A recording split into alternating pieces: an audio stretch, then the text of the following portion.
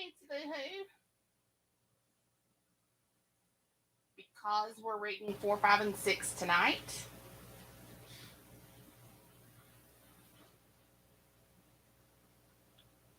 At least that's what Lena told me. Hey, Miss Billy.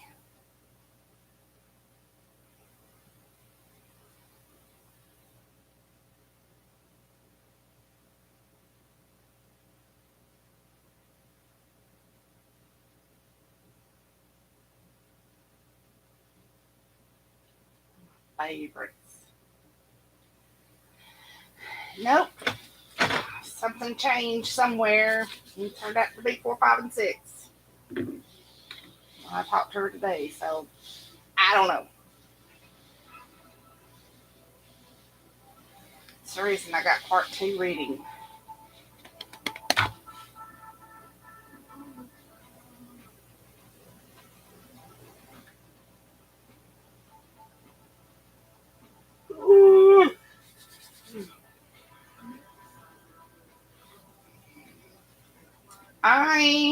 I'm okay. I'm doing okay. Um, I'll wait till more get on here to give you guys an update on today's appointment.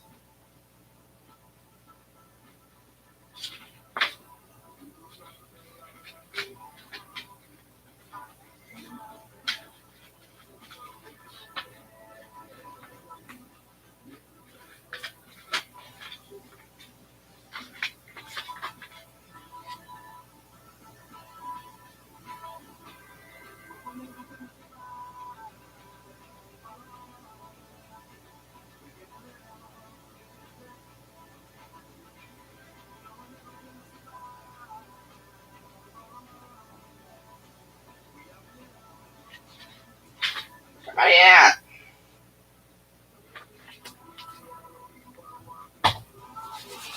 Ooh.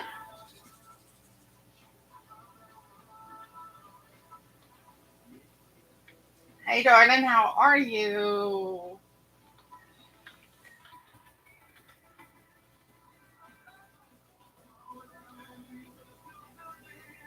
Yeah, I am.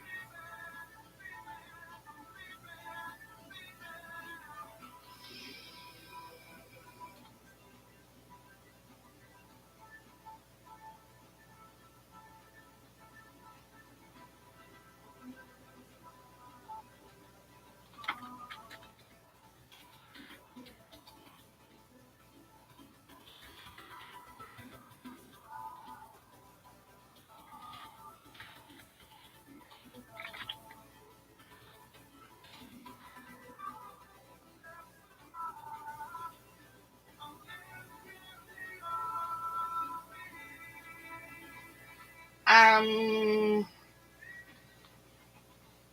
I'm just going by what Nina told me. So I don't know. I'm actually talking to Elias now.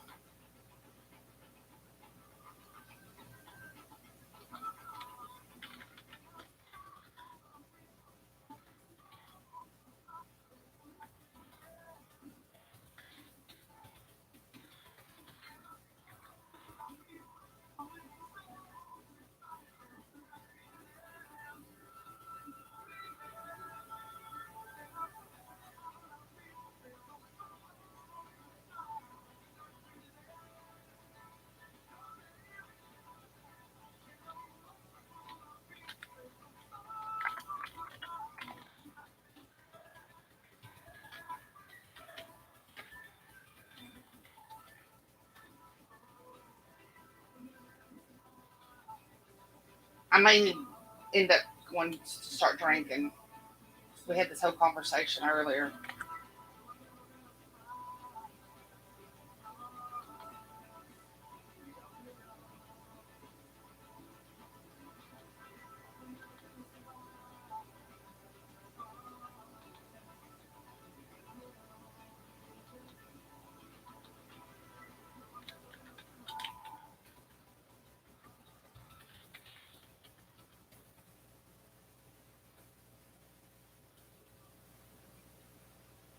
So the book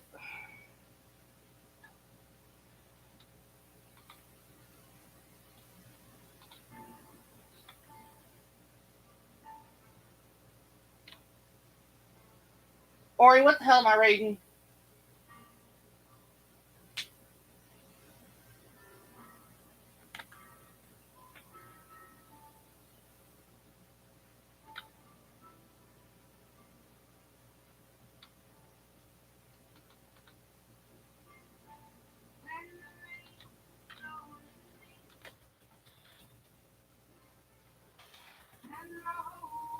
Okay, everybody, hang tight. I'm gonna have to restart, delete this one, and start over. Well, I'm not, but I'm gonna edit some stuff. So hang with me.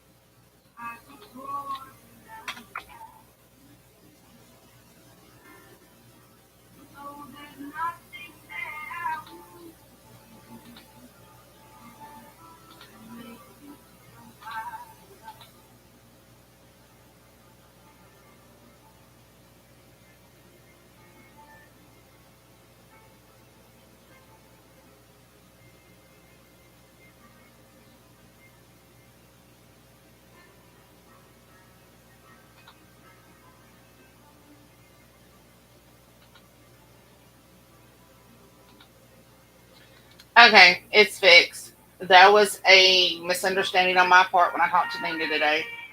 My mind was in three different areas. So, um, long story short, on my visit today, hey Elias, welcome, welcome, welcome. I got it all changed. It now shows your book. Um, on my trip to the custody lawyer today with Shelby, the as soon as she saw what county we were going to have to go to court in, she's like, "You got an open and shut case, but I'm not the person for you on this because the judge hates me." She says, "We'll lose just because the judge hates me." And so she then refers us to a different lawyer who is male because the judge that stands, we're talking about the smallest county in Georgia. So take that into consideration. Um,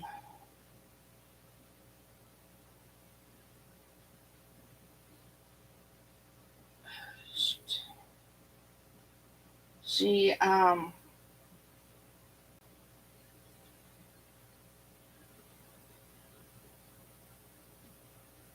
she referred us to a different attorney, and we meet with him on Tuesday. So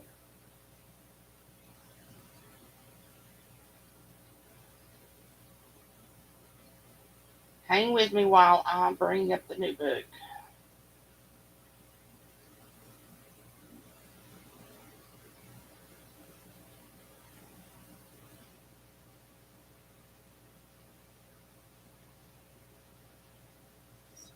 Father. Okay.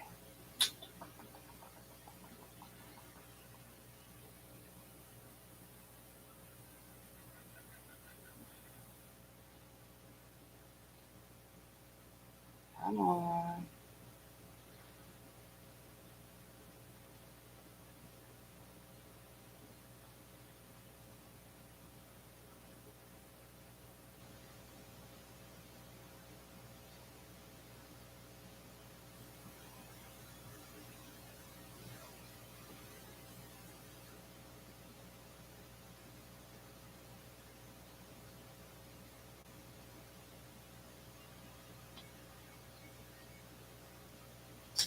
I'll get there in a minute, y'all.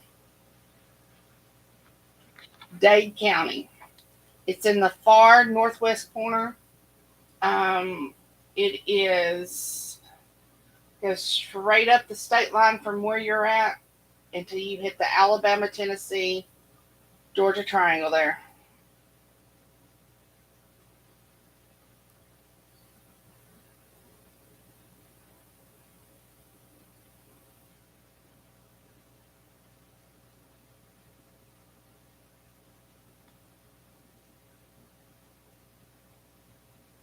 Hang tight, it's not letting me bring it up.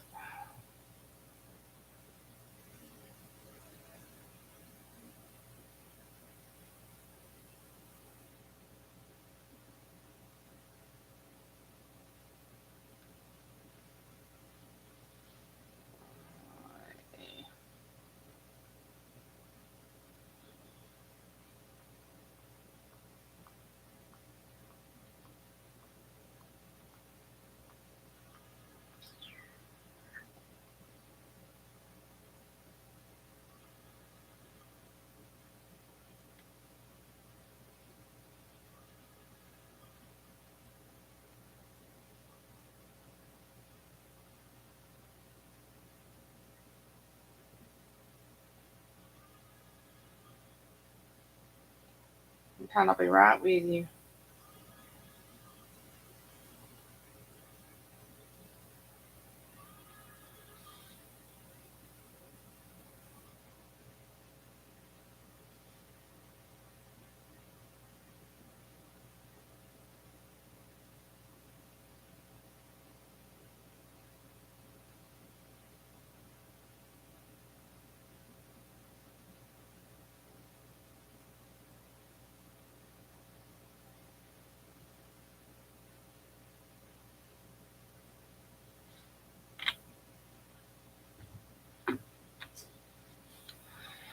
Hang on. Yes, it is one of those nights.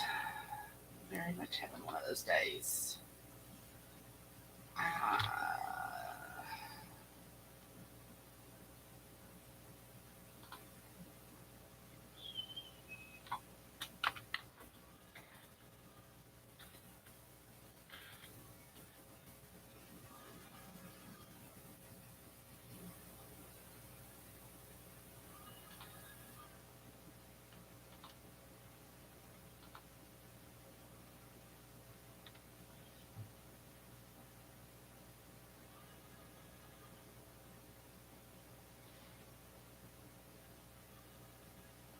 See, we're also right in the middle of getting ready to get some bad weather overnight too. So that don't help matters any.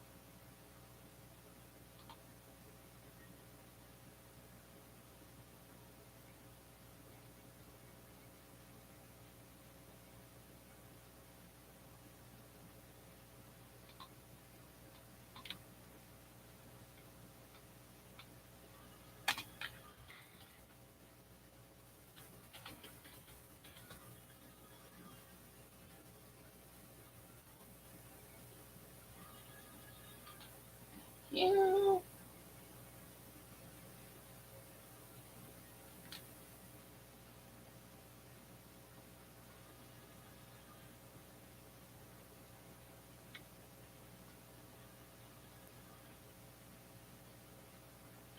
I apologize, guys. Just not having a very good day. There we go.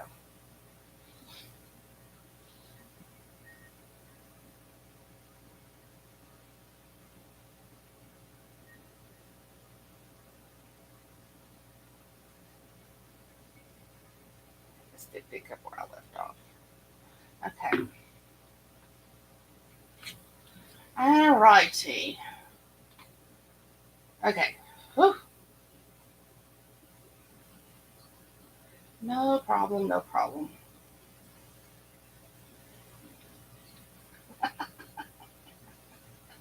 Okay.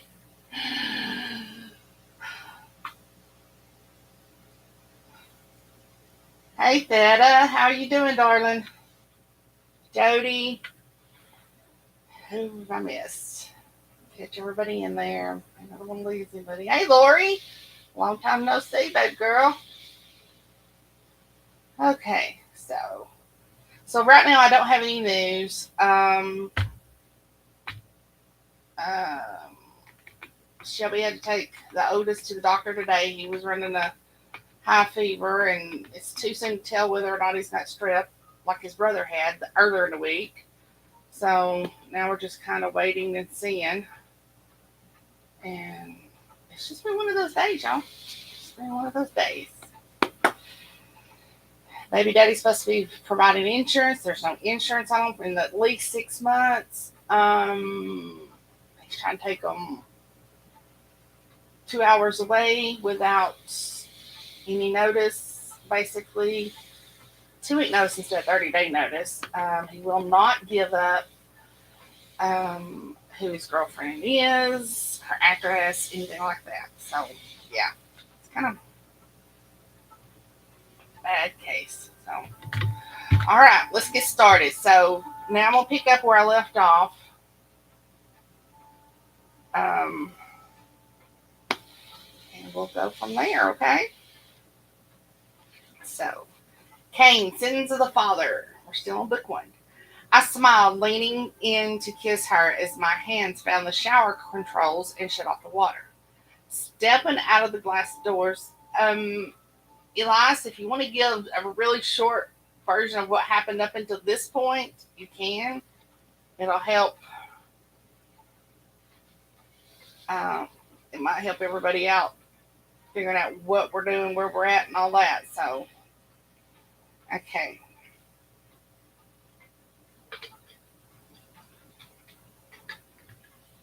I reached for the Egyptian cotton towels laid out and wrapped one around her as she began to step out. I slowly started drying her soft skin, teasing her with my mouth and hands, taking my time while drinking in every square inch of her beauty. My eyes absorbed all of her lovely contours. I stood after I finished wrapping the towel around her body, not one to let the opportunity pass. Genevieve grabbed a towel and started drying me off as well. I watched her closely as she started with my feet and worked her way up, leaning in, her mouth nipping and biting, teasing my cock for just a moment, her fingers brushing over every square inch of me. I wanted to bang her again in the shower, but I held myself in check. It was still early, and for all of the playfulness, I could tell she wanted to talk. Hell, we both did, and it was just a matter of who was going to go first. She looked at me with an intention. You haven't changed a bit, Elias. Your body may look more defined and maybe a few more lines on your face, but you are still. She let the statement hang in mid sentence. I reached down, grabbing her chin so she had to look into my eyes. Genevieve, I didn't want us to. Oh, wait a minute. I forgot the voice. Oh, Lord have mercy. See, I told you I messed up. Genevieve, I didn't want us to end, baby. Do you understand that? You were mine, I stated firmly.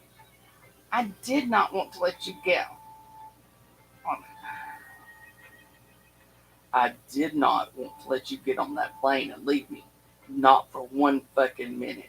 I'm also not such a selfish prick that I wasn't going to let you start the what ifs. I said more tenderly, looking into her eyes with an intensity I had never felt before.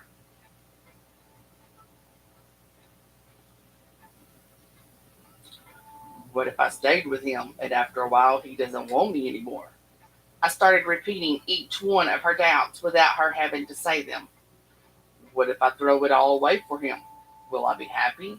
I said next. I have a career I want to pursue. What if he gets what if he gets in the way?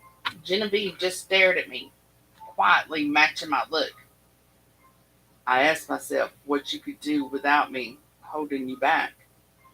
That was the last straw, and her dam broke. All of the emotions that had been held in check burst out of her eyes and down her face. I couldn't help but stare as the hot tears came unbidden, our eyes not leaving each other. Her fingers brushed against my cheek. I know, Elias, I was so torn up. I know your dad could have arranged for me to stay with you in the U.S. The student visa thing wouldn't have mattered to one such as him, with the power your family holds. Her gaze penetrated me so deeply. We were both much younger. I had to know what I could do. Everything you said about my doubts were true. All of them, she said forcibly. You missed two, though, she added in a whisper. Will his family let him marry a commoner? I started to protest, but her hand came up to my lips, bidding me to be quiet. And do we want to start a family this early in our lives? She said almost imperceptibly. I studied her, my eyes smoldering and watching the gaze she delivered. I never saw it that way, Genevieve. I saw two people that fell hard for each other. I saw her eyebrow going up before I could correct myself. Okay, two people that were in. She raised her eyebrows again and looked at me hard. Okay, fine, you win. Two people that were fucking batshit crazy, madly in love with each other. I said, raising my arms in surrender. She looked at me with the biggest smile plastered on her face, reaching out to touch my cheek. It took you long enough to finally say it out loud, baby, she said. I couldn't hold back the look of surprise I felt. I've always loved you. Wasn't it obvious? I asked her. I knew how you felt. You would show it to me in the way you behaved. But for some reason, saying it was something we both kind of shied away from, like we were going to jinx us. Please, oh, wait a minute, that was her saying.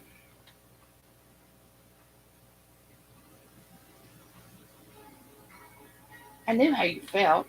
You would show it to me in the way you behaved, but for some reason, saying it was something we both kind of shied away from, like we were going to jinx us. Please keep going, she whispered. I really didn't care what my parents I really didn't care what my parents thought. It was you and me, and that's all that fucking mattered. I didn't give a rat's ass how they felt as long as I had you. I said, my voice rising the more I spoke. Be honest, Elias. At the time, I was a barmaid at Bar Sinister, and you were the only son of one of the wealthiest families in the world. You must understand that I asked myself more than once what your parents would do when you graduated. Would I just be a dalliance for the rich kid, or would they accept me into their home? She said softly. Before I could respond, she changed the subject. You remember my parents wanted me to become a doctor? She laughed. After we graduated, I went to France to finish my doctorate and wound up, instead, pursuing my modeling career. Her laugh filled the air once more. It caused quite the stink until I paid them back all of the college loans with interest from my earnings as a model. She smirked at me. She could always bring a smile to my face so easily. See, you needed to know you could do that, I said matter of factly. She reached out and stroked my chin. For all of this, she let the statement linger in the air between us. For all of the success, fame, power, all of it, she said firmly, I still think of you, mon cher, chérie, of us. I still wonder what might have been. A tear filled her eye. Before she could blink, I brought my hand around and caught her ass cheek. None of that, I said firmly, smacking her ass. She turned away and blinked, wiping away the tears that fell down her cheeks. I took her face in my hands and kissed her with vigor. We have a wonderful weekend to enjoy with each other. Let's not spoil it by reliving the farewell again, okay? I asked quietly. Genevieve agreed. You're right. Let us enjoy this weekend. Maybe we will have more weekends together. Perhaps you can come to Paris to see me, she asked quietly. Fucking right, I will, I said with enthusiasm. We both smiled as I retrieved the chilled bottle of Dom Perignon out of the ice bucket. While Genevieve grabbed the glasses, I wrapped a small towel around the neck and undid the wire securing the cork. With a loud pop, the cork flew from the neck of the bottle and I poured us each a glass. I proceeded to check the flame on the cheese fondue, stirring the contents while she lifted the cover on the chocolate covered strawberries. We both sat contentedly, snacking, feeding each other small pieces of bread dipped in the fondue and chocolate strawberries, sipping the champagne and loving every single moment together. If Liz had a defining moment, that weekend together was it. We were beyond inseparable, making up for lost time. I took Genevieve to her photo shoots, and in between, we would steal away to my place or the car, making love wherever and whenever we could. It was like we were in a race against time, and time was the one thing we did not have a lot of. All too soon, it was Sunday afternoon, and we were packing her bags to catch the early evening flight back to Paris. We walked quite leisurely across the granite floors of my place and loaded the bags into the Maserati. Drink? I asked her. I smiled and motioned with my chin, wrapping my arm around her as we headed over to my bar. I'll have a crown and seven, and you'll have a. I looked at her. I'll have a do over, Mr. Cain, she whispered as tears started streaming down her face. I can be in Paris for a visit in a. Oh, that's him. I can be in I can be in Paris for a visit in a few months. I'll have to talk to Dad about the schedule, but I'll be out to see you, I promise. I said unequivocally. She stuck her lip out.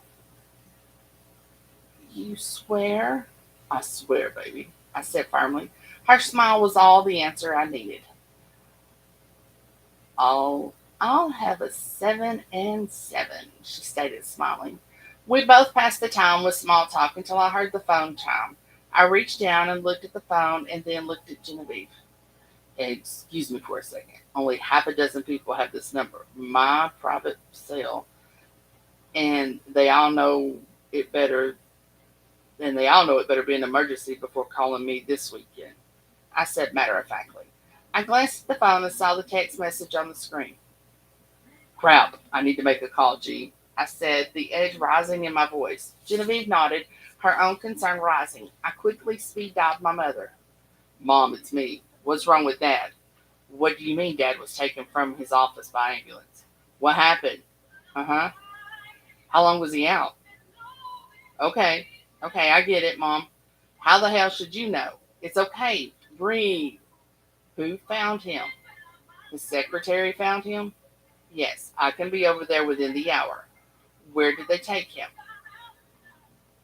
Okay, they have him at Cedar Sinai Hospital Intensive Care in Los Angeles.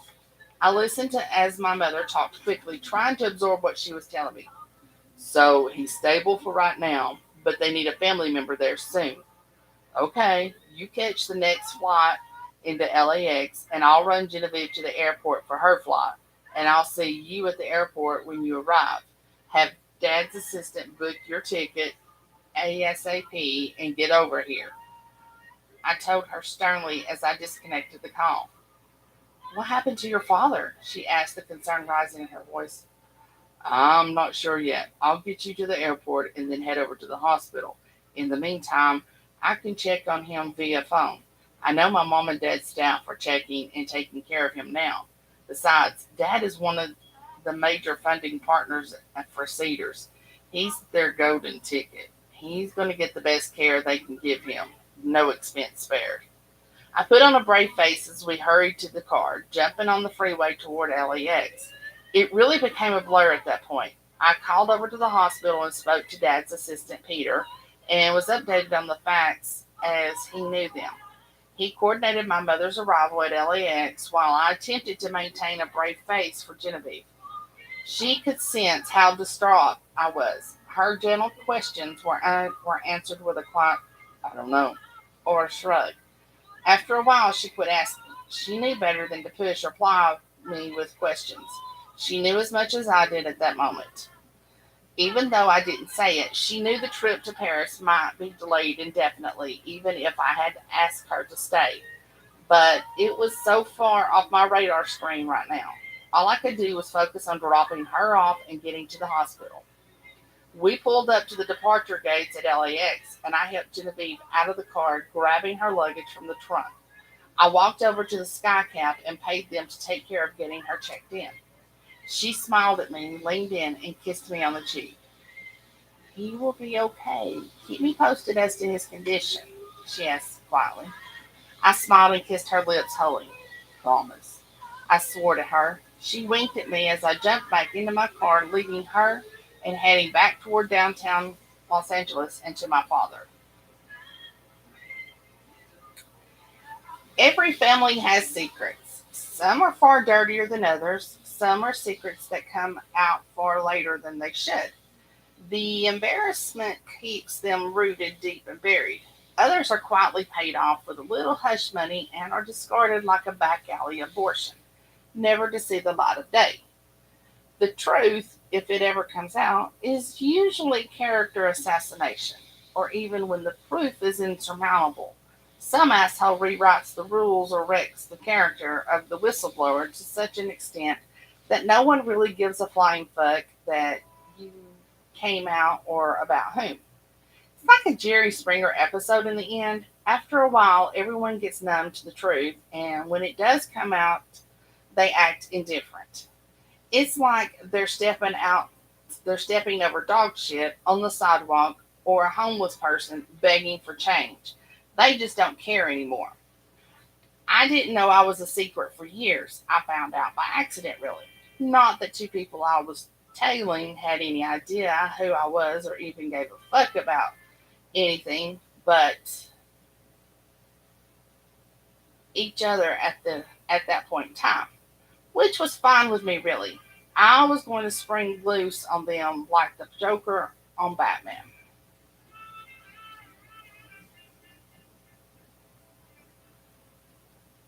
And the rain has started, y'all. I watched the two of them get out of the Maserati at LAX. Neither one of them noticed the black BMW that had pulled up behind them with me in it. I just looked like another businessman on his way out of town. I watched that final moment of tenderness between the two of them, and then he handed her off to the skycaps and gunned the Maserati out of the airport. She sadly watched him pull away, then headed into the Bradley terminal to catch her flight. I approached the two gentlemen that worked the skycap booth.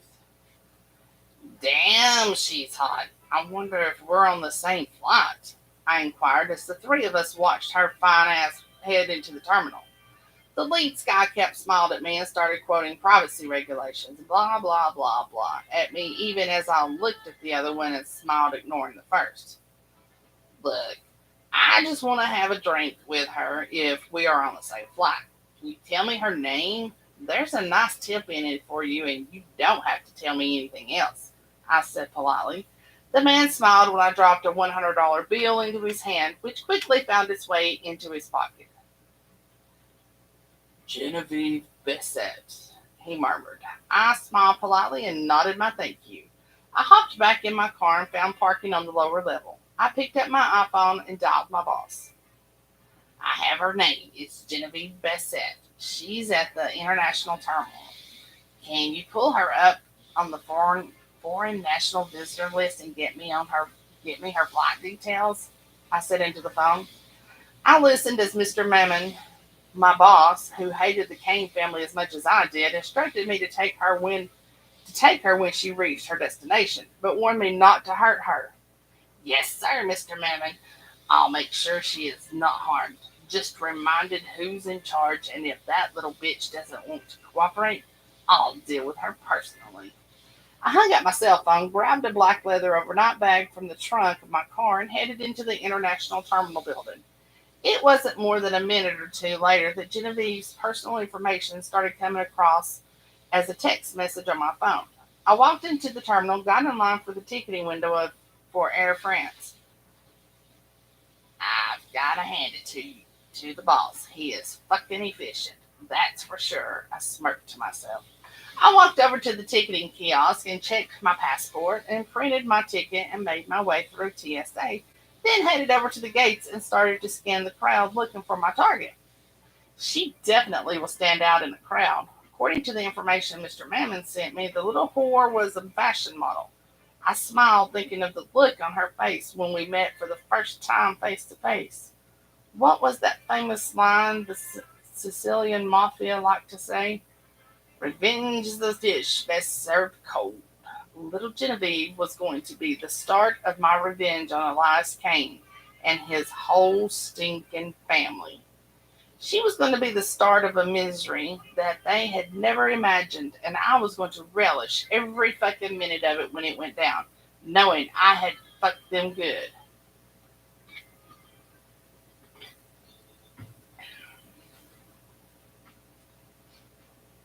Payback is a bitch and a whore and a bitch and a whore, and she's your mother, Elias, not mine. I chuckled to myself. I walked over to one of the crowded bars and soon located her sitting in the back. I kept my sunglasses and hat on and sat off to the one side of the bar stool where I could keep her in eyesight but watch her in a nondescript manner. I reached over and picked up a discarded newspaper and acted like I was interested while I carefully monitored her. My phone chimed and I glanced down at the message. Elias Kane's father, Jared, was in the hospital. That explains why he was in a rush. I texted back to have a tail put on him and keep me posted on the status of his old man. Fuck. I wanted this to be a family affair. If that old bastard dies, that will take away some of the delights I will have in watching them all suffer, especially his father. I thought as I typed instructions into my phone. My right hand man, Jorgen,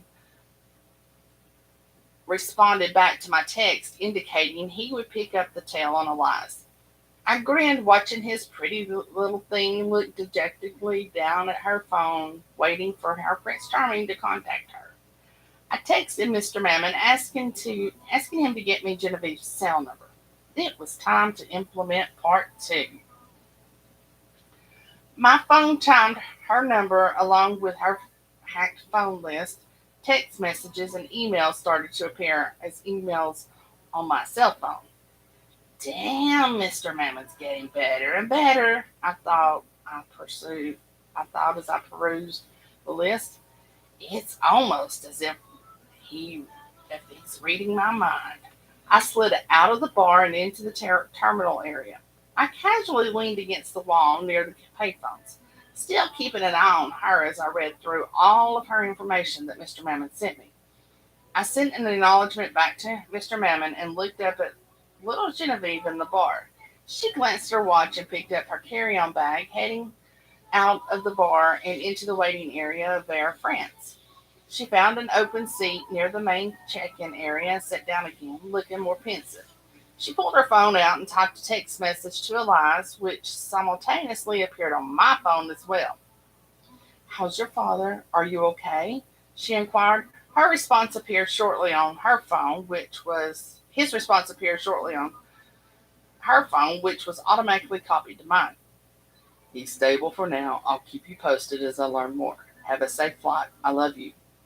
I smiled at myself and looked across the terminal at her.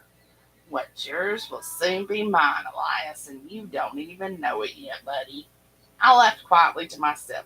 Soon they announced boarding from our flight. I made sure when Mr. Mammon got my seat that I was in an area where I could keep an eye on her, but not so obvious she would catch me observing her. The plane was a massive Boeing 777 Dreamliner. Damn thing was as big as a skyscraper. We boarded the plane. She sat up in first class. I joined her a few rows back and off to the side. I could see her, but she couldn't see me, which was just perfect. She sat thoughtful, her hands on her chin, looking at her phone, but nothing came through. I linked into the onboard Wi Fi network, then waited for takeoff. This was going to be a long flight, I thought to myself. We had a layover in New York, then from New York we would fly nonstop to Paris. I leaned back in my chair and mentally went over my checklist looking for some flaws in my plan. My phone chimed a text message. Your men are waiting with a chauffeured limousine at your destination. I typed a text message back. Send a message from her modeling agency that ground transportation has been arranged and a limousine will be waiting. The driver will be holding a play card with her name on a placard with her name on it. I hit send and waited for the acknowledgement. Genevieve. Over the years, I've done more than a few stupid things in my life. Decisions, followed by indecisions, second guessing which way to turn. It had always been that way with us, young lovers with nothing left to lose. Maybe I assumed that leaving him this time was going to be easy. It was like I had never left all those years ago. I'm still just as in love with him, and no matter how hard I've tried to fill the hole inside with other men or my career or the trappings of success and wealth, Eli is still the missing piece that I want and need.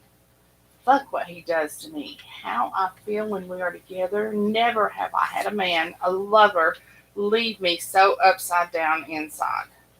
Nothing had changed. My stomach was in knots, and for once, I really didn't give a shit about my career. If this was me coming up on the crossroads at high speed and having to choose between the life I had and the life I wanted, looking back at things a little wiser from the journey, perhaps. Hindsight is such a bitch. I just wanted to slap the shit out of her, out of my young self. Was I too rash, brash, or maybe too quick to pull the trigger when I was younger? My head fucking hurt, and the aspirin I had eaten an hour earlier had not even begun to remove my headache. I should have said more to him at the airport, made him see that I needed to stay. He could he could have asked, and I would have dropped everything and stayed with him. Shit. I pulled my phone out, no service. Damn. I wanted to hear his voice again. I tapped my fingers against the leather arm of my seat. I should have stayed with him. I kept repeating to myself, for once, couldn't you put your career second? I heard him say in my head. No, Elias, you should have asked me to stay. I would have if you'd asked. I argued with myself. Is that what we had become? I wondered, two people looking across the vast chasm of words, trying to just say it, the infamous L word.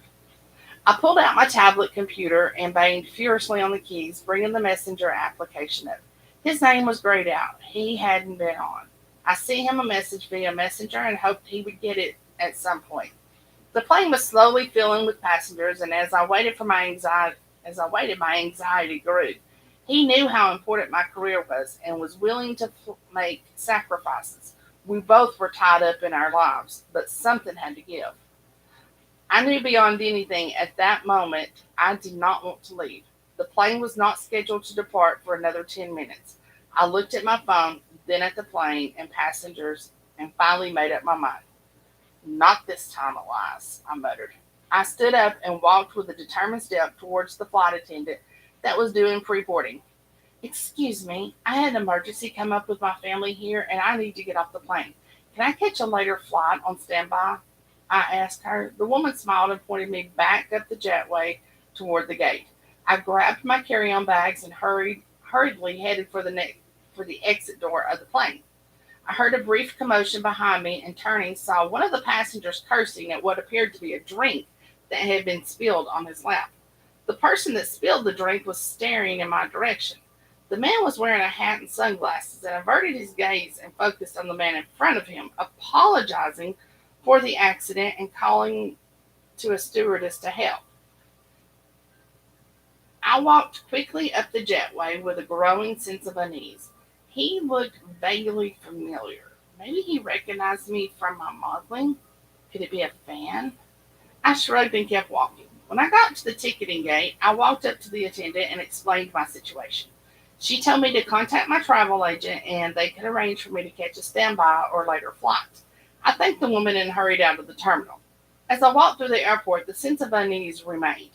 I glanced back more than once but did not see anyone I recognized, yet continued to feel apprehensive. I found an open bar called Finnegan's and stopped off for a drink to get my bearings and see if my unease was justified. I set my carry on bags down and mixed in with the waiting passengers. The bartender came over and I ordered a 7 and 7. When he delivered the drink, I tossed down half of it, choking slightly at the burn from the whiskey, just to calm my nerves and dampen my sense of foreboding. Goodness, who would be following you? I thought. Get a grip. You're every guy's whack off fantasy, I replied to my own internal dialogue. That was running a marathon in my head. It was probably just a fan that recognized you, I said to myself again. Scanning the crowd, I took a deep breath and checked my phone once more. Still nothing from Eli, but I didn't care. One of us was going to sacrifice this time, and it looked like it was going to be me. I tossed back the rest of the drink, picked up my carry-on bags, and headed toward the main terminal building and waiting cabs. As I reached the escalators and passed by the final exit points for TSA, I glanced up in the mirror and saw him again. I inhaled sharply. He was mixed in with the crowd, but it looked like the passenger I saw on the plane. I averted my gaze so he didn't catch me staring and muttered under my breath. Great. I'm being stalked by a whack job perv, I muttered. I picked up the pace and moved quickly through the doors, waiting down a cab. Jumping in, I told the driver, Cedar Sinai and step on it. I pulled a compact from my purse and held it up to glance out the cab's rearview window. I saw my friend come out of the terminal building scanning for me. The driver, unaware of any of this, moved into traffic as I watched the man shrink out of sight. I breathed a sigh of relief. What the fuck was that all about, I wondered. I'll tell Eli when I see him. Maybe he can have his security people look into it, I thought. The driver, who looked like he was Indian, made small talk as we drove. I tried to take my mind off the earlier incident by conversing with the driver. We talked about his family. His daughter was in college, his son an engineer in India, and his wife who loved to cook. The man was a happy sort, but God was he a slow driver and the traffic was horrible. I leaned over toward the partition. Is there a quicker route to the hospital? I inquired. The man smiled back at me, pointing at the GPS unit. The whole thing was covered in blinking red lines. Ugh, I said. I pulled out my phone and sent a text to Elias, telling him of the flight change, and I was headed to the hospital, but still silence. I pulled up Google and called the hospital and asked for intensive care. I waited for what seemed like eternity for the phone to connect to the hospital. The operator answered. Intensive care, please, I asked. Do you have family up there? She inquired. My fiance's father, Mr. Jerry Cain, is there right now, I lied. Connecting, she replied. I heard the call go through and a nurse answered. I'm sorry, but the family is with Mr. Cain right now and asked for no calls to be put through to the room or for them to be disturbed at this time, she replied. I choked back a tear. This is Elias Cain's fiancée, Genevieve. Can you tell Mr. Cain I had a flight change and I'm heading to the hospital right now, please? Of course. I'll have an orderly bring a note to the family right now, she reassured. I leaned back in the taxi seat and tapped my fingers against the armrest. I had lied about the fiancé part, but I didn't think Eli would mind. He would know I was trying to get a hold of him. Would Elias be happy to see me? A million questions plagued my mind, but there was no turning back now.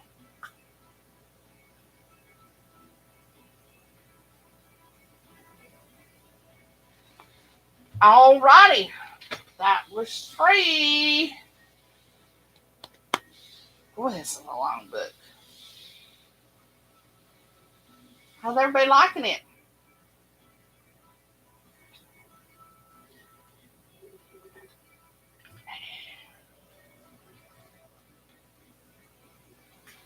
Oh, I love intrigue. Vincy, you do. Nina wouldn't know intrigue if it slapped her in the face. She's too busy waiting for the hot parts. She likes the sexy scenes, sexy scenes. Thank you, Elias. Thank you, Lori. Appreciate that. Thank you, Jody. All right, everybody.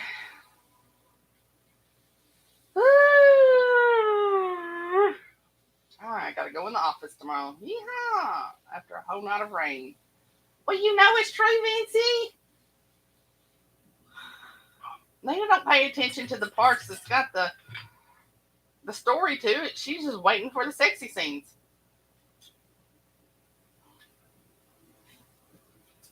There you go, Billy. Nina's waiting for the Mr. Cockadoo.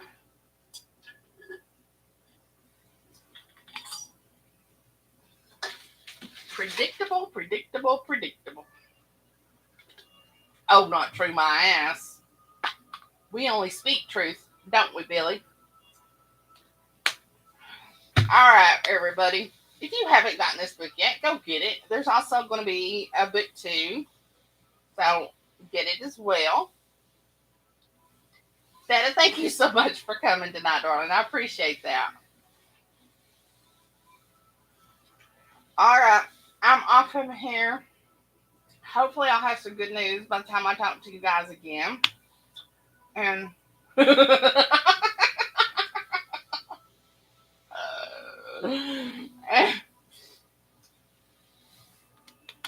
I will. You guys have a great weekend. Go read a book. This one, another one. I don't care. Just read a book. Read a short one. Read a long one. I don't care. Just have fun. Read it. Read to a child. Never works. So, all right, everybody. Have a wonderful weekend and happy reading.